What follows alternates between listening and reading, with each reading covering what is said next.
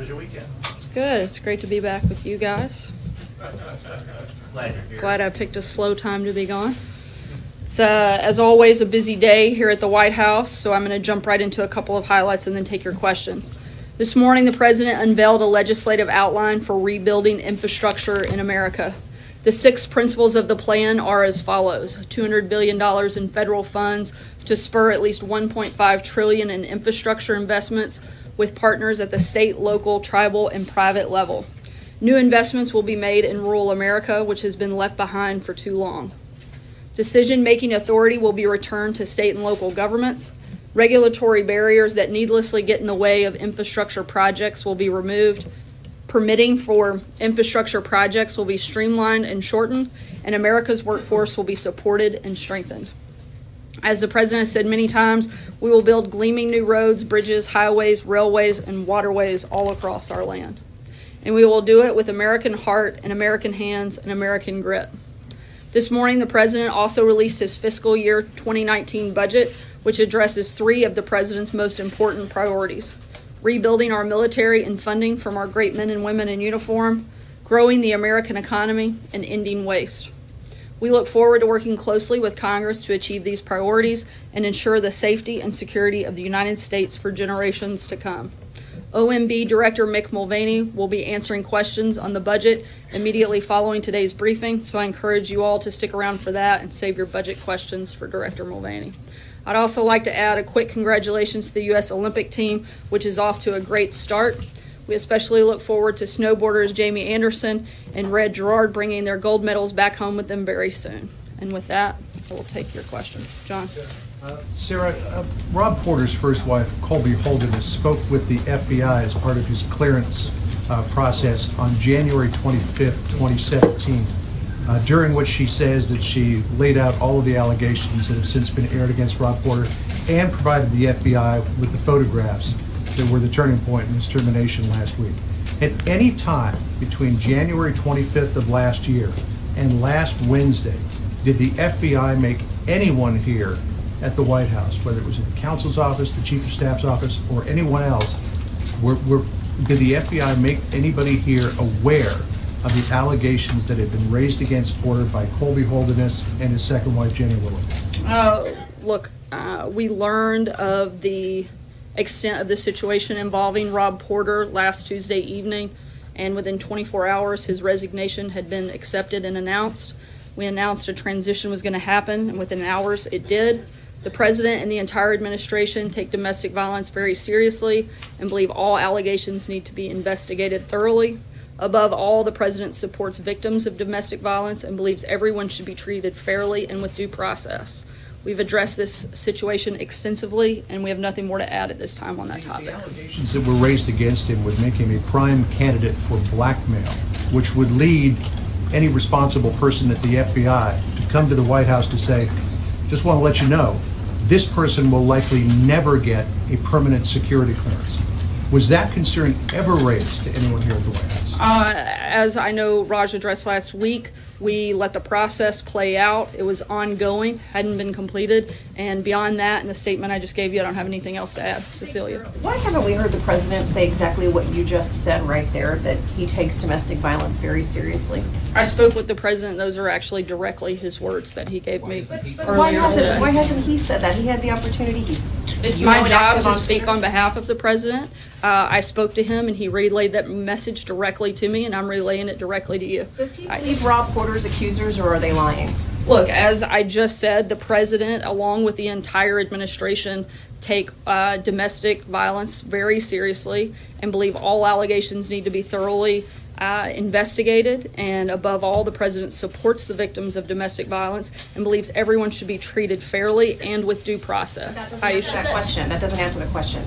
As I just said, I'm not going to go beyond that. That's where we are right now. Aisha. Does the President still wish Rob Porter well? Does he still believe that he wants him to have a great career ahead of him? Because that would seem...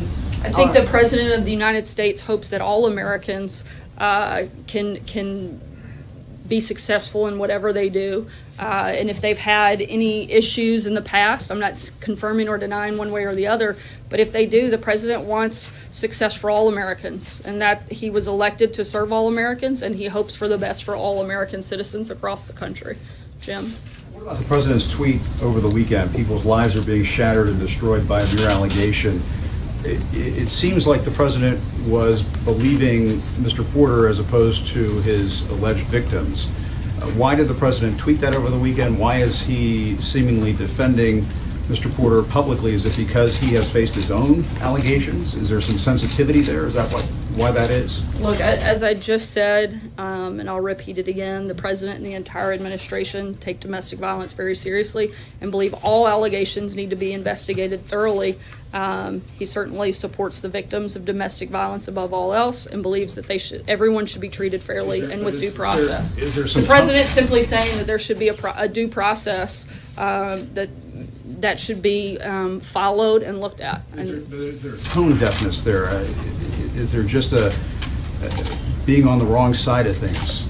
I don't think the president being on supporting due process for any allegation is not tone deaf. I think it is allowing things to be investigated and a mere allegation not be the determining factor. He's not taking a side necessarily one way or the other on any specific issue here. He's talking about mere allegations shouldn't be the determining factor for any individual, that there should be due process. I think anybody here, if they were accused of something, hold on, Jim, I'm not finished. Hold on, Jim, hold on. What I'm saying is I think anybody here, if they were accused of something, would want the opportunity to go through due process. That's all we're saying. The vice president said he was appalled by the allegations. Why did the president not use this as an opportunity to say something like that? Why does he have to speak through you? The president has been clear multiple times through myself and others within the administration that we condemn domestic violence in all forms. He has not said it. Why has he not said it? I'm the spokesperson for the White House and for the president, and I'm saying it to you right now. Why does the vice president have to say it? Why didn't he say it? I'm not sure how I can be any more clear. I think the president has espoused his views on this, and I certainly have echoed and told them for everyone. He wishes Porter well, and that he believes that people should have due process, but he hasn't addressed the victims of domestic violence at all. That's actually not true. If you were paying attention to what I just read to you, you would understand the opposite. He literally dictated that statement to me, and so I'm not really sure how that's not the president speaking on that topic. Matthew? Two questions, if I may. Does the White House have a rule or policy regarding how long an employee is permitted to operate with an interim security clearance? As we've said, we're not going to get into the details of how the clearance process works.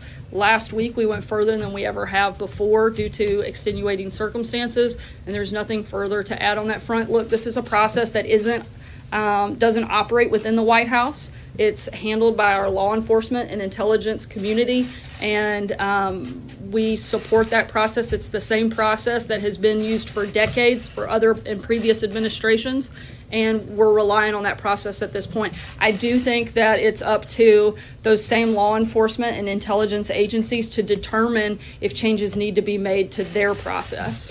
If I may, just follow on that, can you say whether the White House is beginning to examine or review cases of staffers who are operating under an interim clearance? I can't weigh in. Sorry, go ahead. Examine their cases more closely in light of the Rob Porter situation. I'm not going to get into the details of the process beyond what we've already said, but I can tell you that we do rely on the same process that has been used for decades, and if changes are thought to be made, that would be made by the law enforcement and intel communities that run that process, not the White House. But that's something that could be looked at, certainly in light of this. Do you have any more information for us on Vanessa Trump? How was the president informed of what happened in New York? I know the president spoke with her. Beyond that, at this point, it's an ongoing and active investigation, so I can't comment any further. But I can say that the president has spoken with her within the last hour. Sarah, I want to just get back to Cecilia's point, which is that the president has a history of defending men who have been accused of sexual assault and harassment and abuse, including Mike Tyson, Bill O'Reilly, Steve Wynn, Corey Lewandowski, Roy Moore, and now Rob Porter. Would the White House like to say today unambiguously that the president believes women making these accusations? I think the president, like I said, above everything else, supports the victims of any type of domestic violence, but the president also supports due process, and I don't have anything else further to add beyond. I just want to get back to the timeline, Sarah. So the Intercept reporter Ryan Grimm tweeted out photos of Colby Holderness's black eye at 1:53 a.m. on Wednesday, and the Daily Mail published them at 8:30 on Wednesday morning. Then the White House sent CBS a statement at 1:45 on Wednesday afternoon, 12 hours after all of these photos were already published and out.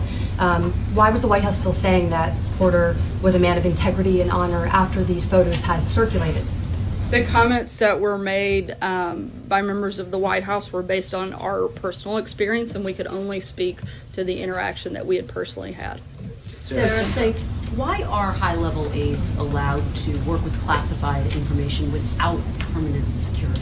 Once again, that's a question that the FBI and other intelligence communities, they make that determination. That's not something that's decided by the White House. It's the same way that it has been. Classified information, given that you have someone like Rob I'm sorry? Porter who didn't have a permanent security I missed the clearance. first part of your question. Can you guarantee that you are protecting classified information, given that you have someone like Rob Porter who didn't have a permanent security clearance? I think we're doing with and access to taking classified every information? step we can to protect classified information.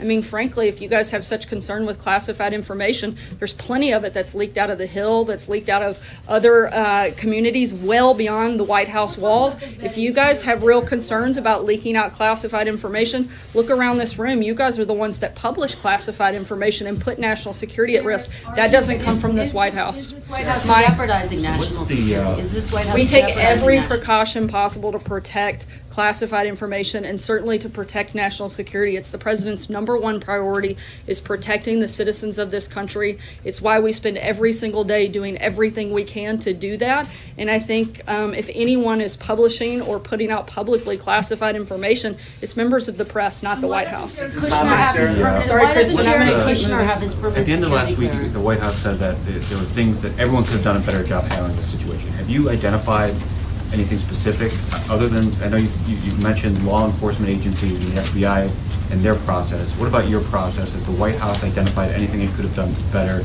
in this situation to prevent something like this from happening? I think we're looking at that internally and agree that there are things we could have done better, and we're going to continue to look at the process and the role we all played and how we can do it better. But not just in this. I think every day we come to work and we hope to do a better job than we did the day before, and we're going to keep doing that every single morning we come to work. We're going to do our best to make this day better than the last and make this country better than the day it was before. That's our goal, and that's what we're going to do in every situation. As we recognized last week, there were some things we could have done better, and we're certainly going to look at every single instance in every single thing we do, how we can always do it a little bit better than we did the day before. Josh?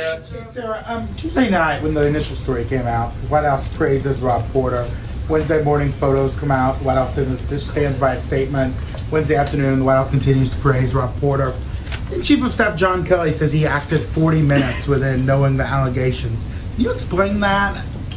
As I said, and I'm going to repeat what I said earlier, that we'd learned of the situation involving Rob Porter last Tuesday evening, and within 24 hours his resignation had been accepted and announced.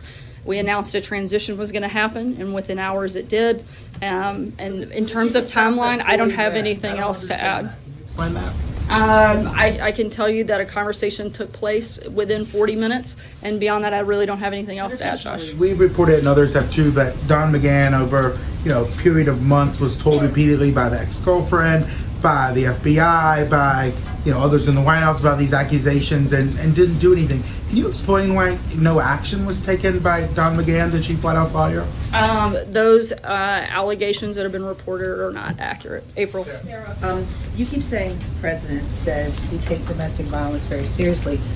Moving forward, how seriously will he take it? What will he do to raise awareness about it, combat against it, particularly as, again, I asked this last week of Raj, as this administration ended the Violence Against Women office, as well as closing down the Women and Girls office, what will be new and different as it relates to combating this? I believe there's an individual that is in the nomination process to run an office specific to domestic violence. And when we have that process completed, we'll make that personnel announcement, but we are in process of doing that. And another question really fast on infrastructure. Infrastructure is about jobs, job creation, and you're talking about rural America.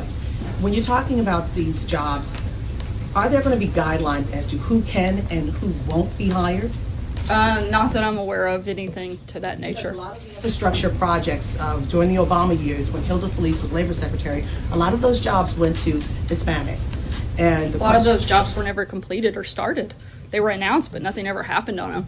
We're expecting a very different result to actually announce and complete projects versus just announcing and doing nothing.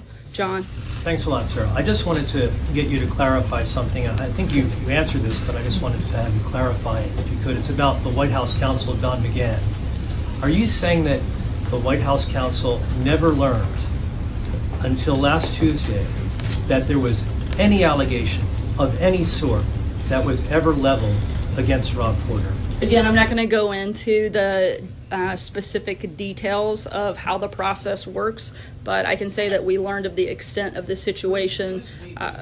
Who's we? Because I want to get to Don the McGahn White House, specifically. the White House generally. To Don McGahn specifically, though, had he learned at any time before last Tuesday, when this story was broken by the Daily Mail, that there was any allegation of any sort leveled by any person against Rob Porter? Again, I can't get into the specifics. I can tell you that the process for the background was ongoing, and the White House had not received any specific papers regarding the completion of that background check. So I can't go any further than what we've already said on that plot. John? Thank you, Sarah. Two brief questions as a follow-up to the last two questions. What is Don McGahn's status as counsel right now?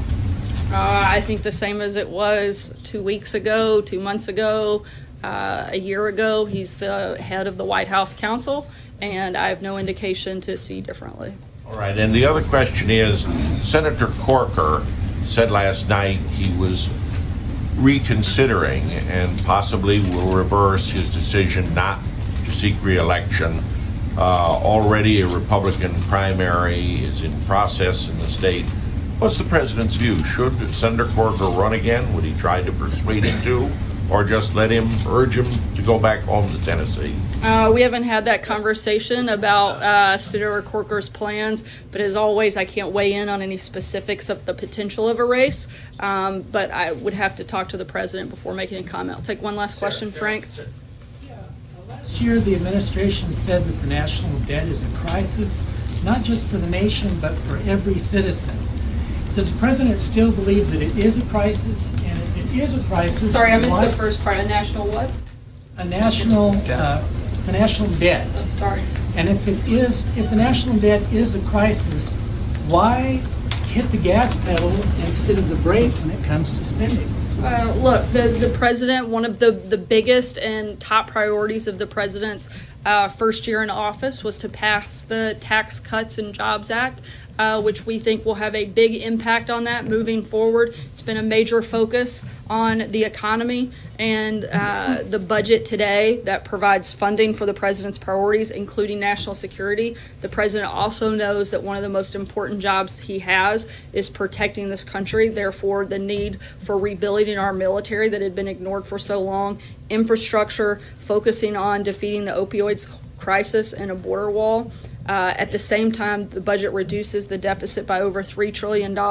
This budget not only funds the president's priorities, but puts the country on a path to restoring fiscal discipline. I'd encourage you to stick around and talk to Director Mulvaney, who'd be happy to go into more detail on the budget and other things regarding that here in the next bit.